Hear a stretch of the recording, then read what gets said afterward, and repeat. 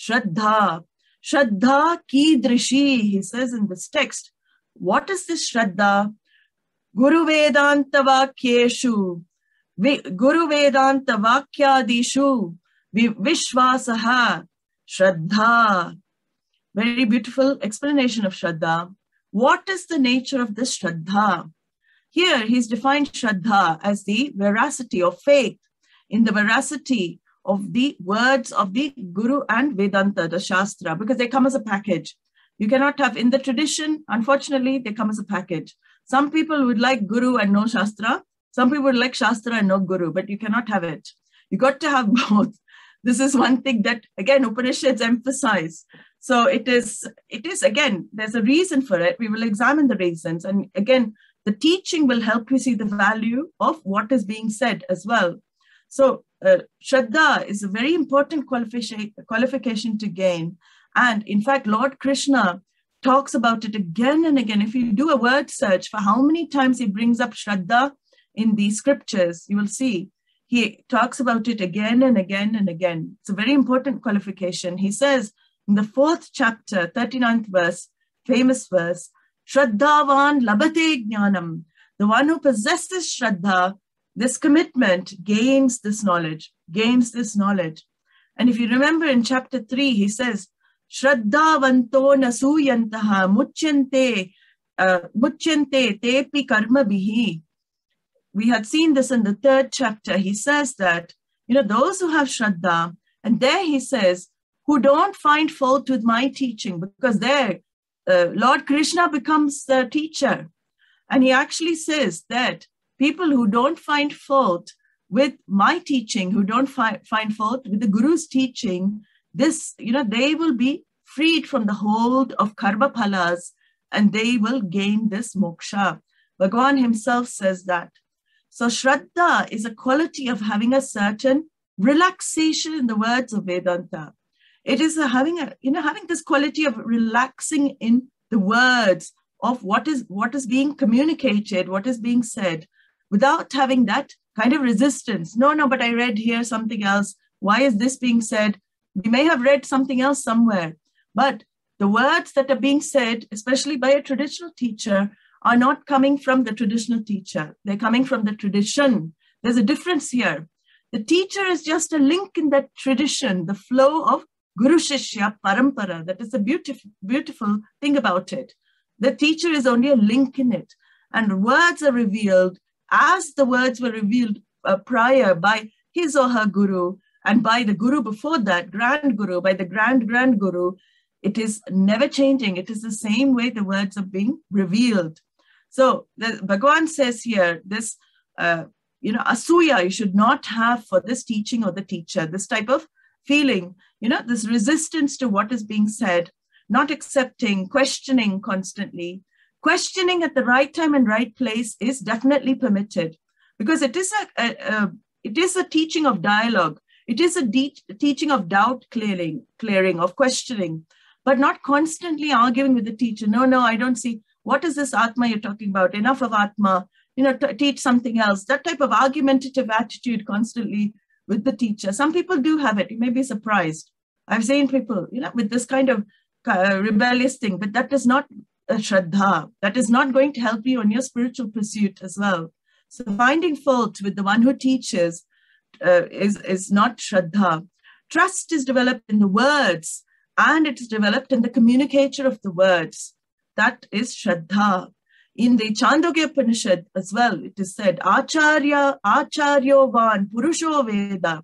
That one with an Acharya, the one with the teacher, will discover the Lord, Purushaha.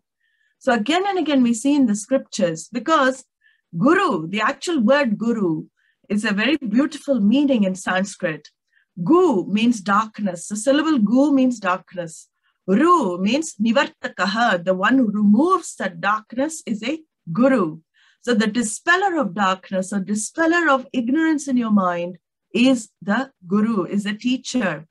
So Pramana Buddhi, which means accepting Shastra as a means of knowledge, is very important in this pursuit. It is a means of knowledge, a valid means of knowledge for you. Veda is a Paurusheya, which means it is not man-made.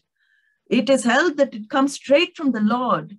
These mantras were picked up by the rishis in the seat of the meditation. They're not ordinary mantras. They're revealing something that we don't know. So Veda becomes a very important source of knowledge, a valid means of knowledge. Pramakaranam iti pramanam, which means a Veda becomes something which gives rise to knowledge in our minds. Like when eyes are also a valid means of knowledge for us. Eyes give what? Rise to form and color. Form and color are brought in by eyes. Ears bring in sound objects. Sound is brought in by ears. Nose brings in smell. Tongue brings in taste. Skin brings in touch. I have total vishvasaha, trust in these sense organs. Do I constantly question my eyes? Do I constantly, when I look and I see, is that a lamp? Is that a lamp? Is that a lamp? Is that ceiling? Is this a computer? Do I constantly question when my eyes open and sight takes place? I do not. What does that reveal? I trust my eyes to bring in the data. There's Shraddha there, that type of trust. That is called Shraddha. I have Shraddha in the means of knowledge to report to me the right thing. I have Shraddha when I hear a dog bark. I don't question. I hear very clearly a dog barking. Oh, is it a bus? Is it a truck? Is it this? No, I have Shraddha. My ears are reporting the right thing. So this is the type of trust I have in other means of knowledge. And Veda also is considered a means of knowledge for us. It is a means of knowledge that does not contradict other means of knowledge. What do I mean by that? Can your ears contradict your nose? No. Your ears cannot say, oh, you didn't smell that properly to the nose, right? Ears, of course, ears don't talk, but you know what I mean. Ears cannot contradict what nose brings in. The eyes cannot contradict what the tongue brings in. Why? Because they all have their own sphere of operation. Your eyes have form and color, sphere of operation. Ears have sound, sphere of operation. Tongue has taste. None of the other means of knowledge can contradict the other means of knowledge. In the same way, it is said, Veda is also separate means of knowledge. It has its own sphere of operation. It has its own sphere of functioning. The ears cannot contradict Veda. The eyes cannot contradict Veda. Your other means of knowledge cannot contradict Veda because it has its own sphere. And what is it revealing? It is a means of knowledge to reveal the imperceptible. It is a means of knowledge to reveal that which you cannot see. But it doesn't mean, just because you cannot see it, doesn't mean it doesn't exist. Vedas talk about the sukshma, the subtle parts of life, the sukshma sharira. They talk about the order of dharma, the law of karma, the entity as Ishvara, the all-knowledge Ishvara.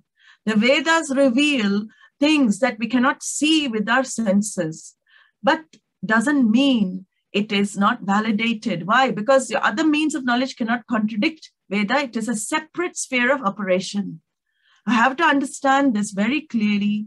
So I have Shraddha, just as I have Shraddha in all my sense organs, which bring data of the external world, I have to have Shraddha, total Shraddha in the words of Veda as a means of knowledge, revealing to me that which I cannot see, taste, touch, smell, that which is not available for perception. Not just the sense organs. So many things in life I have Shraddha in. When I go to the doctor prescribes me some medicine. Do I not have Shraddha that medicine will work for me? I don't question unless I'm a doctor. Doctors usually sometimes question, well, maybe that's not the right, but I generally don't question when the doctor gives me a medicine for my illness. I accept. That is Shraddha. I have faith even in a taxi driver because I say, take me to this place. And I relax in the back seat. I may be playing a game on my mobile or doing something, but that is Shraddha, relaxation. I relax knowing that that person is going to get me from A to B. I relax in the hairdresser even. When I sit on that chair, how do I relax? They could easily stab me with the scissors, but they don't. I relax. I relax knowing that they're going to cut my hair, generally knowing in the hairstyle I want, but sometimes it doesn't work out that way. But I relax, at least while I'm in that chair. I think this hairdresser is going to give me the hairstyle I want. Relaxation. Afterwards, maybe you get a shock, but still, during that time, you get relaxed. That is called Shraddha. The total relaxation in your life, in a particular field in life, it is called Shraddha. And here, that Shraddha is in what? Vedanta Vakyeshu. These rishis have handed over this knowledge for thousands and thousands of years. Don't you think it's not work? It does work. That feeling that it may be actually working. We don't even have to say it works. Even the thought, it may work.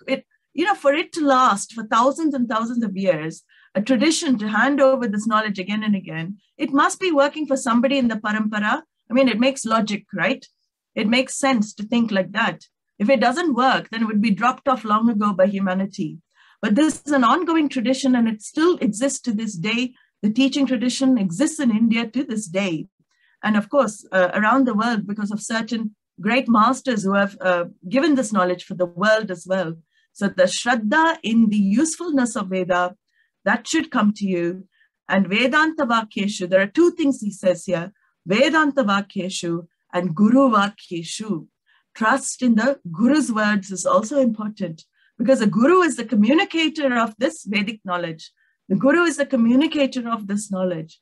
So these are the two that the scriptures say one should develop this Shraddha in. Just as you have Shraddha in many areas of your life, that type of relaxation has to come into your life when it comes to spiritual knowledge.